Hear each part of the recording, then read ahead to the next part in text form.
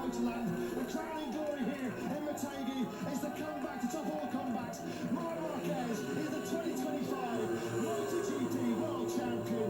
He hit rock bottom, he's risen to the top once again and clinches his 7th MotoGP World Championship.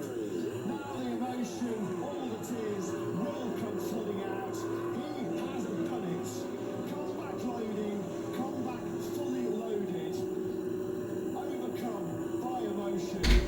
What a story has been as far as Marquez is concerned. He wraps up his first World Championship in 6 long years. One of the first riders to congratulate him is a person who has seen all of the dark times that Marq has gone through since the ref in 2020. I think Marq himself has said without Alex by his side, he would not have completed this journey.